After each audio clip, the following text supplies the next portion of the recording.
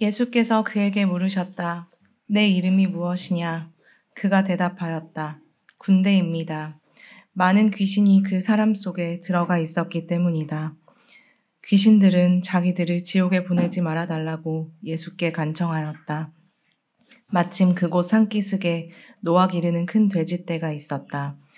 귀신들은 자기들을 그 돼지들 속으로 들어가게 허락해달라고 예수께 간청하였다. 예수께서 허락하시니 귀신들이 그 사람에게서 나와서 돼지들 속으로 들어갔다. 그래서 그 돼지떼는 비탈을 내리달아서 호수에 빠져서 죽었다. 돼지를 치던 사람들이 이 일을 보고 도망가서 읍내와 촌에 알렸다. 그래서 사람들이 일어난 그 일을 보러 나왔다. 그들은 예수께로 와서 귀신들이 나가버린 그 사람이 옷을 입고 제정신이 들어서 예수의 발 앞에 앉아 있는 것을 보고 두려워하였다. 처음부터 지켜본 사람들이 귀신 들렸던 사람이 어떻게 해서 낫게 되었는가를 그들에게 알려주었다. 그러자 거라사 주위의 고을 주민들은 모두 예수께 자기들에게서 떠나달라고 간청하였다.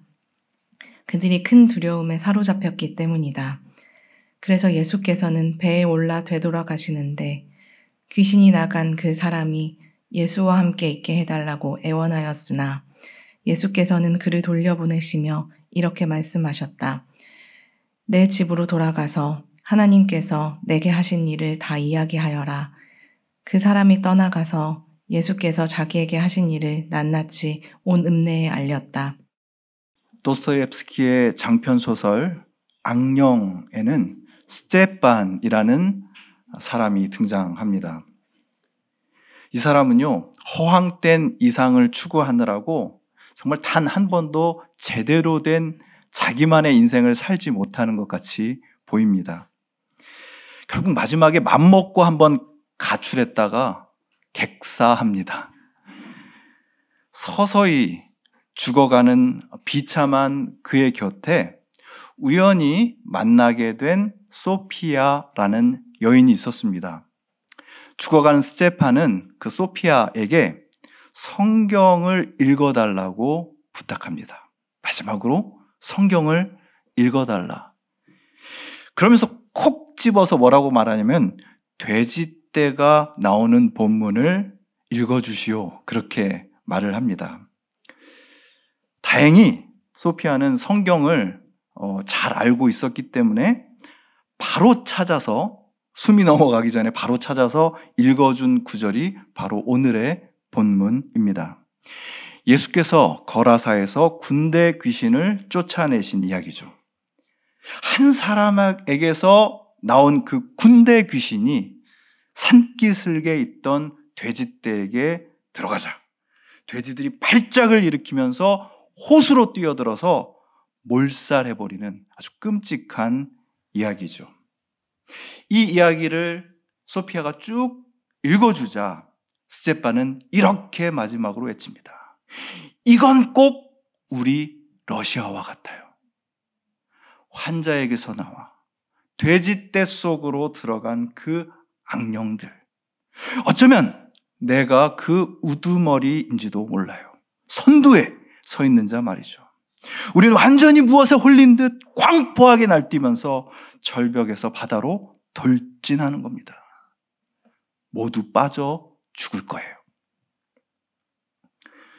도스토옙스키의 소설 악령은 허무의 광기에 붙들려서 자기 자신을 파멸시킬 뿐만 아니라 자기의 연인, 친구, 가족들을 파멸의 낭떠러지로 몰아서 떨어져 죽게 만드는 사람들의 이야기입니다.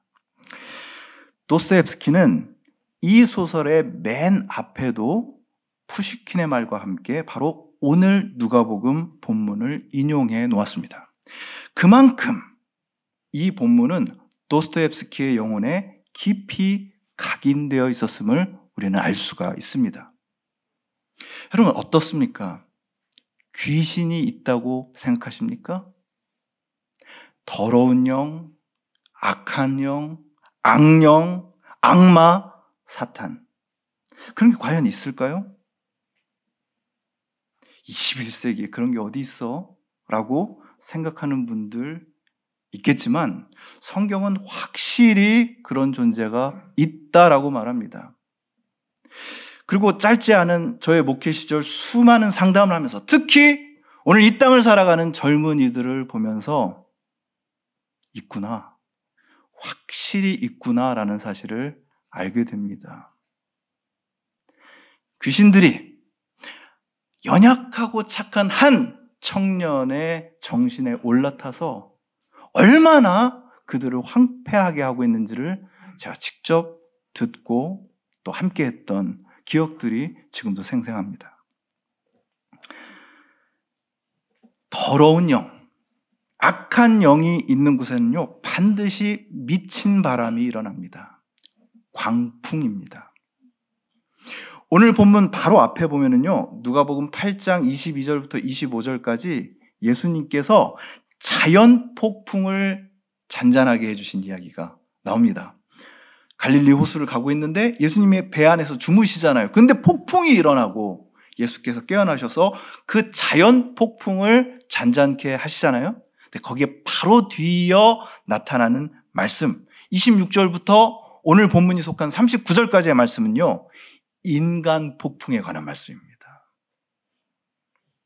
자연 폭풍을 잠재우고 거라사 땅에 도착하신 예수님, 배에서 내리자마자 인간 폭풍, 미친 사람이 일으키고 있는 그 끔찍한 폭풍의 영향권 안에 들어가시게 되는 것이죠. 그 미친 사람의 모습을 성경이 이렇게 묘사하고 있습니다. 예수께서 무채 내리시니 그 마을 출신으로서 귀신 들린 사람 하나가 예수를 만났다. 그는 오랫동안 옷을 입지 않은 채 집에서 살지 않고 무덤에서 지내고 있었다. 옷을 입지 않았다라는 말은 그 사람의 신분을 알 수 없다, 어느 정도 지위에 있는 사람인지 알 수 없다는 뜻임과 동시에 그의 존재 자체가 부끄러움에 내맡겨진 상태, 수치를 벗어날 수 없는 상태가 되었다라는 뜻입니다. 무덤 사이를 거닐었다 혹은 무덤에서 살고 있었다라는 말은 무슨 뜻입니까? 그가 공동체로부터 완전히 끊긴 상태, 절연된 상태로 살아가면서 살아도 산 것 같지 않은 삶을 보내고 있다라는 뜻이 됩니다. 사람들은 그를 쇠고랑과 쇠사슬로 묶어놓았지만 그는 그런 거 다 끊어버리고 광야로 뛰쳐나가곤 했다 얘기하고 있습니다.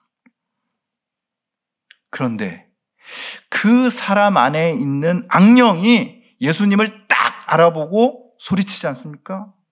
덥시 높으신 하나님의 아들 예수님, 당신이 나와 무슨 상관이 있습니까? 제발 나를 괴롭히지 마십시오. 사람을 통해 말하는 귀신의 목소리입니다. 저는 이 말에서 악령의 중요한 특징을 발견하게 됩니다. 첫 번째는요, 예수님을 알아본다입니다. 여러분 주변에서 많이 들으셨죠? 귀신 들린 사람이요, 예수 믿는 사람을 알아봅니다. 우리 안에 있는 예수님의 영을 알아봐요. 그런데 그러면 피해야 되는데 피하지 않고 도발합니다. 귀신이 예수님께 나를 괴롭히지 마십시오 라고 말하지 않습니까? 두 번째 특징, 귀신은 다른 사람은 마음껏 괴롭히면서 자기가 괴롭힘 당하는 것은 못 참습니다. 오늘 우리의 현실에서도 초월적인 능력을 발휘하는 귀신들이 있습니다. 수많은 크리스찬들이, 특히 젊은 사람들이 불안함을 이기지 못하고 신점을 보러 다니고 점집을 찾아갑니다. 그래서 그 존재를 알게 되는 거죠. 와, 내가 살아가는 동안 왜 나에게 이런 일이 닥친 줄 몰랐는데 이제야 알았어. 초월적인 능력을 가지고 있습니다. 예수님께서 그런 악한 영의 실체를 밝혀내시는데요, 30절에 보면은 귀신에게 물으십니다. 너의 이름이 무엇이냐? 몰라서 물으시는 게 아닙니다. 그 실체를 드러내시기 위함이죠. 귀신이 대답합니다. 군대입니다. 많은 귀신이 그 사람 속에 들어가 있었기 때문이라고 누가는 우리에게 얘기해주고 있습니다. 군대라고 번역된 그리스 말은 레기온, 로마 군대의 여단 규모의 병력을 뜻하는 말입니다. 학자들에 의하면 약 5,600명 정도의 병력이었을 거다라고 얘기합니다. 그리고 실제로 이 시기에 거라사와 갈릴리 지방에는요, 로마의 여단이 주둔하고 있었습니다. 아무런 변변한 저항도 할 수 없는 그냥 일반적인 사람들이 살아가는 곳에 강력한 군대가 주둔하고 있을 때 어떤 일이 벌어지는지는 우리가 충분히 상상할 수 있습니다. 끊임없는 약탈, 젊은 여인들에 대한 폭행과 강간, 그리고 수없는 폭력들이 자행되고 있었던 것이죠. 그게 일상이었습니다. 그곳 사람들이 여러분 제정신으로 살아갈 수 있었을 것 같아요? 거라사 광인의 몸속에 들어온 귀신의 이름이 하필이면 군대였습니다. 그래서 어떤 학자는 이 사람이 미쳐버린 원인이 로마 군대의 악행 때문이었을 거다라고 추측하기도 합니다. 그럴 수 있을 것 같잖아요. 야만의 시대를 살아가는 사람들, 그 중에서도 특별히 약하고 순하고 착한 사람들에게 악한 영들은 집요하게 달라붙어서 그를 괴롭힙니다. 귀신의 세 번째 특징, 그러니까 예수님을 알아본다, 그런데도 도발한다, 남을 괴롭히지만 자기가 괴롭힌 당하는 걸 못 찾는다. 세 번째는 패거리를 짓는다. 때를 지어서 약한 한 사람을 괴롭힌다는 겁니다. 패거리 귀신은 그 한 사람을 공동체로부터 고립시키고 결국 자기 정체성을 잃어버리게 만듭니다. 무덤 같은 삶을 살아가게 한다. 살아도 산 것 같지 않은 삶을 살게 만든다는 겁니다. 여러분 잊지 마십시오. 누구나 귀신의 세력에게 붙잡힐 수 있습니다.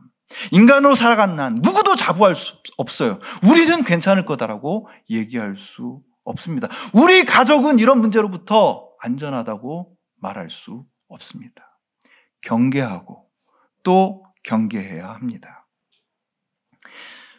제가 여기까지 얘기했는데 여러분 얼마나 이렇게 집중해서 들으시는지, 무슨 남양 특집을 들으시는지 아주 그냥 흐트러짐 없이, 이게 귀신 얘기하고 악령 얘기하면 보통 이러는 것 같습니다. 완전 토탈 집중. 이렇게. 자, 그러나 여러분 오늘 본문은 우리에게 이 무시무시한 악령의 존재를 알려주기 위한 말씀이 아닙니다.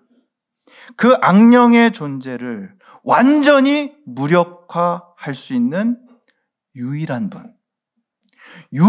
분, 예수님과 만나는 것이 얼마나 중요한지를 우리에게 확인시켜 주시는, 선포해 주시는 말씀인 줄 믿으시길 축원합니다.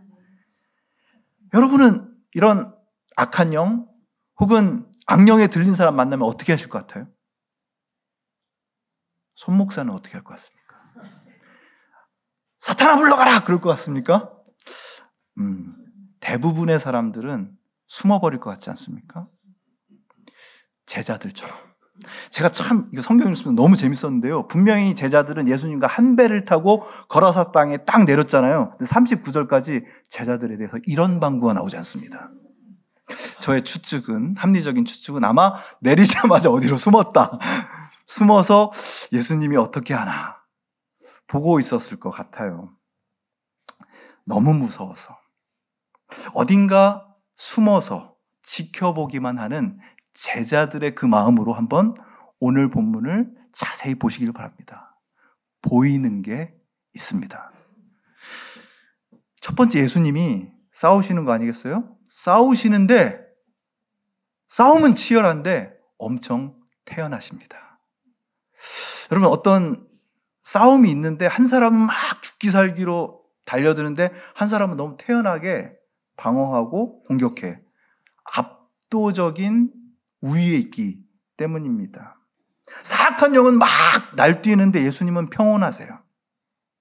귀신들이요 난리가 났습니다. 31절에 보면 자기들을 지옥으로 보내지 말라고 예수님께 간청하는데, 지옥이라고 번역된 그리스 말은 아비소스, 영어에 업시스 이렇게 나오죠. 무저갱이라고 옛날에 번역됐습니다. 무저갱, 없을 무자, 바닥저자, 그런 굴갱자, 무저갱, 밑바닥이 없는 바텀리스, 그런 구덩이에 보내지 말라, 이렇게 얘기합니다. 이 끔찍한 거죠. 끝났다라고 생각하기 때문에, 궁지에 몰렸기 때문에 얘기하고 있는 겁니다. 그런 귀신들에게 딱 눈에 들어온 것이 산기슭을 이렇게 돌아다니고 있는 돼지떼였어요.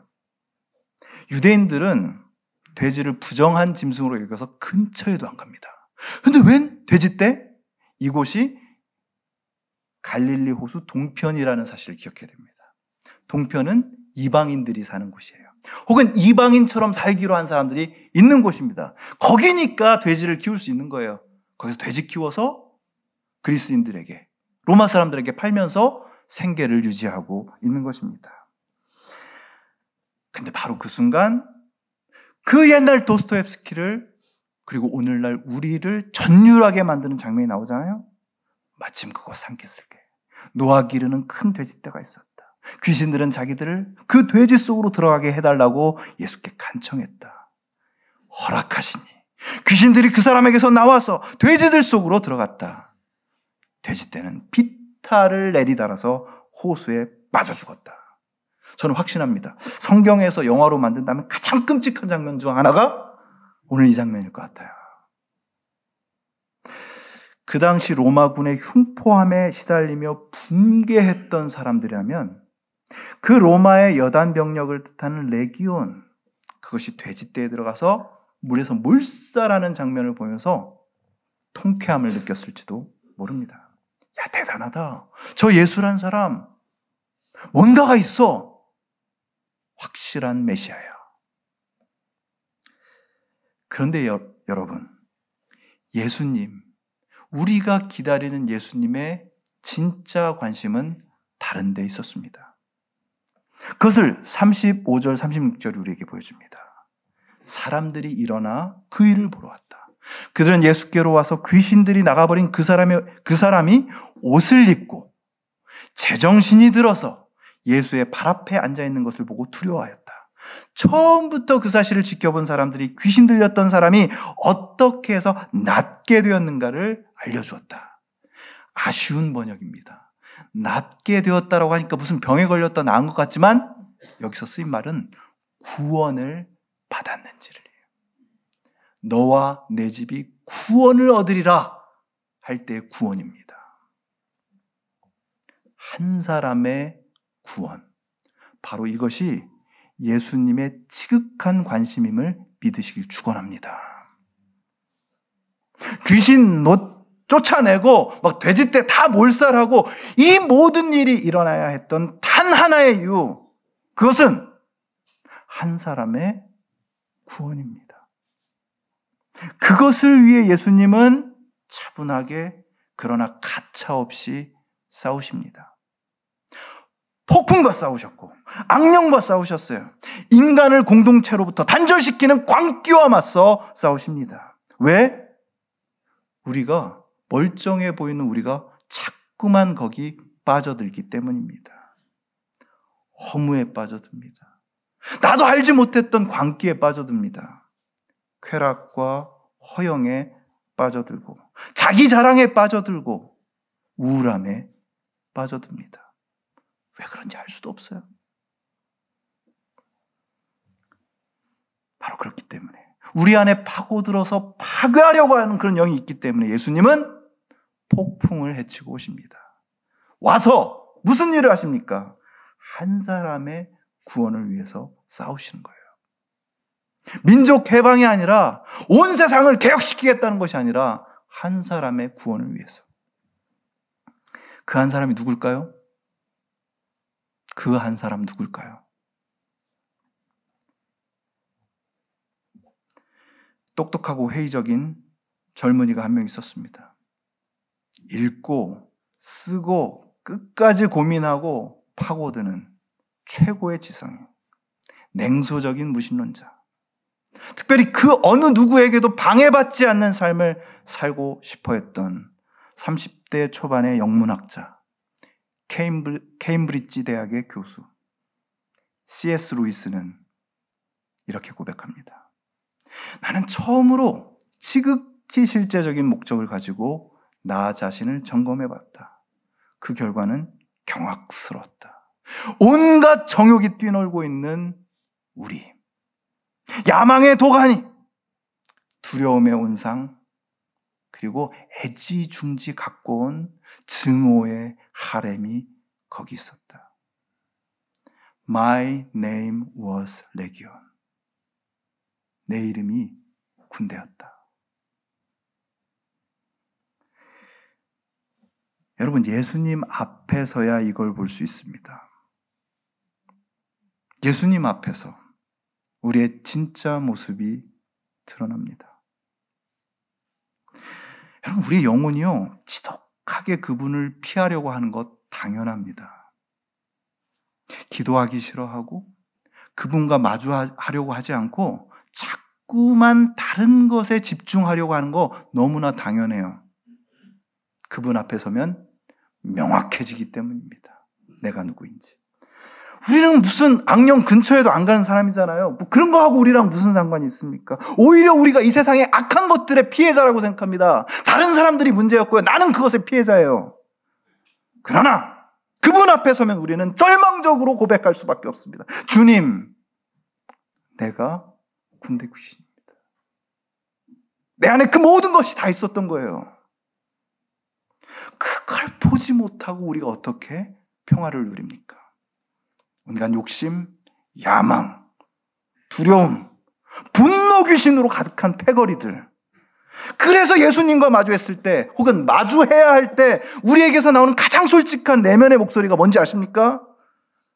나를 그냥 내버려 두십시오. 내가 알아서 할게요, 내 인생. 하나님의 아들 예수여, 당신이 나와 무슨 상관이 있습니까? 제발 나를 괴롭히지 마십시오. 군대 귀신의 목소리는 우리 안에서도 들려오고 있는 겁니다. 우리가 예수님이 누군지는 알고 있어요. 누가 모릅니까? 그러나 예수님이 내 삶에 깊이 상관하는 거, 깊이 관여하는 거 원치 않는 겁니다. 나를 그냥 이대로 내버려 두세요. 그리고 이 세상에 떼지어 다니면서 나랑 그냥 뜻도 맞고 마음 맞는 사람들이랑 다니면서 주변을 괴롭게 합니다. 특히 나를 성가시게 하는 거 절대 못 참습니다. 너무 비슷하지 않습니까? 우리의 모습. 예수님이 바로 그 사람을, 바로 당신을 찾아오십니다. 저는 이것이 대림절의 메시지라고 확신합니다. 대림절, 성탄절은요, 그냥 좋다, 아기 예수님 귀엽다, 예쁘다, 이거 아니잖아요. 예수님께서 우리에게 오시는 일은, 우리에게 오셔서 한 사람을 구원하시는 일은요, 전투입니다. 거라사 전투. C.S. 루이스의 표현을 빌자면요, 우리를 바쁘게 만들었던 일만 잠시 놓으면 그토록 피하고 싶어 했던 그분이 꾸준히 한치의 양보도 없이 다가오는 거예요. 그렇게 다가오십니다. 그렇게 한 사람 찾아오십니다. 그러면 그 사람이 온전해져서 제정신이 들어서 그분의 발 앞에 앉게 되잖아요. 누가가 좋아하는 표현입니다. 그분의 발 앞에, at his feet, 그분의 제자가 되었다는 뜻입니다. 그런데 이 모든 일을 목격한 거라사 주민들 반응이 의외 아닙니까? 너무 놀랍습니다. 마을 주민이었던 그 사람, 나의 친구고 나의 이웃이었던 그 사람이 미쳤다가 회복되어 가지고 딱 나타났는데, 그런 예수님을 맞이하고 예수님께 배워야 되지 않을까요? 그런데 그들이 예수님을 찾아와서 이곳을 떠나달라고 부탁합니다. 악령을 몰아낸 예수님을 그들이 몰아내고 있는 겁니다. 저는 그런 생각해봐요. 호수에 빠졌던 귀신들이 좋아서 피죽피죽 웃고 있는 무슨 말입니다.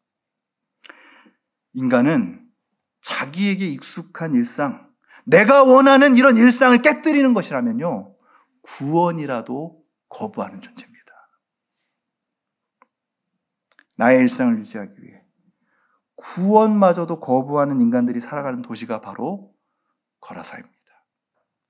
예수님을 알지만 그분이 내 삶에 깊이 개입하는 것을 밀어내는 도시가 바로 거라사입니다. 그래서 언제든 악령이 출몰하는 거죠. 우리 집에 있든 아니면 다른 곳에서 그 악한 힘을 발휘하든, 그렇게 악령들이 다시 그 빠졌던 물속에서 빠져나와 횡행하고 있는 도시가 바로 거라사입니다. 오늘 본문에 나타나는 예수님의 마지막 모습 주목하십시오. 귀신이 나간 그 사람이 예수와 함께 있게 해달라고 애원하였으나 예수께서는 그를 돌려보내시며 이렇게 말씀하셨다. 내 집으로 돌아가서 하나님께서 내게 하신 일을 다 이야기하여라. 그 사람이 떠나가서 예수께서 자기에게 하신 일을 낱낱이 온 읍내에 알렸다. 여러분, 여기에 크리스천 라이프가 어떤 것인지가 핵심적으로 담겨 있습니다. 예수님은 한 사람을 살리려고 오셨습니다. 그리고 한 사람을 보내십니다. 오직 그 일을 위해서 폭풍의 호수를 건너오셨고, 오직 그 일을 위해서 인간 폭풍, 악령과 전투를 치르셨습니다. 그리고 오직 그 일만 하시고 다시 호수 저편으로 돌아가시는 거죠. 그 한 사람에게 말씀하십니다. 돌아가서 하나님이 내게 하신 일을 다 이야기하여라. 오늘의 거라사, 그 치열한 전투 현장으로 파송된 사람은 바로 당신입니다. 기도하시겠습니다.